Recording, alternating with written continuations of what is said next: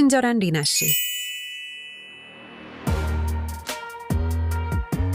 50대 미주 아줌마, 내가 아미가 된 이야기. 안녕하세요. 저는 미국에 사는 50대 아줌마입니다. 요즘은 스스로를 이렇게 부릅니다. 미주 아미, 방탄소년단의 팬. 그 이름 하나가 지금의 저를 다시 살아가게 한 이유이기도 하니까요. 코로나가 시작되던 해, 저는 제 인생에 많은 걸 멈췄습니다. 열정적으로 하던 일들도 접고, 사람도 피하고, 희망도 내려놓은 채 집 안 어딘가 어두운 구석에 저를 묶어두었죠. 밤이 되면 불 끄는 게 무서울 정도였던 제가 그 시기엔 오히려 불도 켜지 않았습니다. 그냥 어둠 속에 묻혀 있었어요. 하루 종일 무의미하게 유튜브를 흘려보던 어느 날 우연히 한 영상이 추천으로 떴습니다. LA에서 공연 중인 어린 남자 아이돌 그룹. 솔직히 말하면 처음엔 클릭조차 안 하고 싶었어요.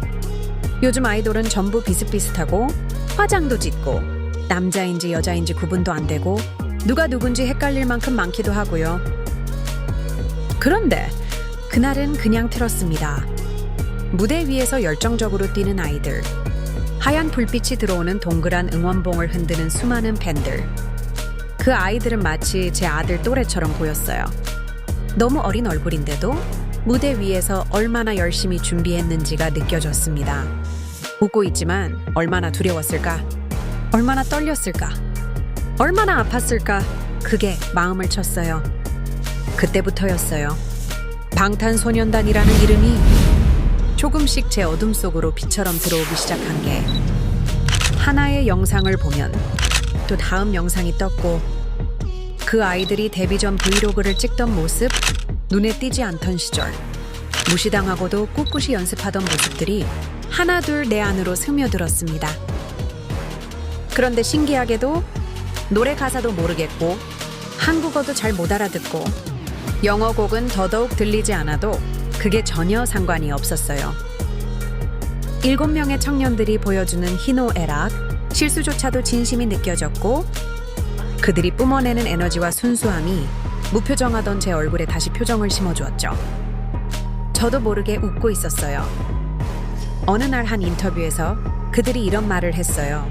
우리는 언젠가 내려오는 순간이 와도 추락이 아니라 착륙이었으면 좋겠어요. 그 말을 듣는데 왜 이렇게 가슴이 먹먹하던지요? 참 기특하죠. 어린 나이에 세상의 무게를 짊어지고 그 무게 안에서 균형을 잡으려 애쓰는 그 모습이 마치 제 아이들이 세상을 살아가는 것 같았어요. 그러던 어느 날 군 복무 이야기가 나왔습니다. 세상엔 별별 사람들이 각종 이유로 군대 면제를 받고 온갖 혜택을 당당하게 누리는 세상인데, 정작 나라를 수없이 비추고 대한민국이라는 이름을 전 세계에 우뚝 세운 방탄소년단은 면제 대상이 아니라고 했죠. 사실 저도 한국을 떠나 미국 시민권을 얻은 후엔 그다지 한국에 대한 향수도 내 나라라는 자부심도 크지 않았어요. 그런데 방탄소년단이 한국인이라는 사실 하나만으로, 그들이 내 나라의 아이라는 사실 하나로 갑자기 한국이라는 땅이 자랑스럽게 느껴졌습니다. 처음으로 그 뿌리가 따뜻하게 다가왔어요. 결국 그들은 묵묵히 군 복무를 선택했습니다. 누가 뭐라 하든 정해진 길을 따라 자신 있게 나아갔습니다. 그리고 지금 그 모든 과정을 거쳐 더 단단해지고 더 늠름해진 모습으로 돌아온 그 아이들. 정말 너무나 자랑스럽습니다. 이제는 누가 묻지 않아도 말할 수 있어요. 저는 50대 미주 아줌마, 그리고 아미입니다. 방탄소년단 덕분에 저는 다시 살아가고 있어요. 이 아이들이 아니었으면 아직도 어두운 방 안에서 불 하나 없이 외롭게 앉아 있었을지도 모르죠. 세상은 자주 무너지고 삶은 예고 없이 방향을 틀지만 그 아이들의 노래와 이야기, 진심이 다시 제 삶을 착륙시켜 줬습니다.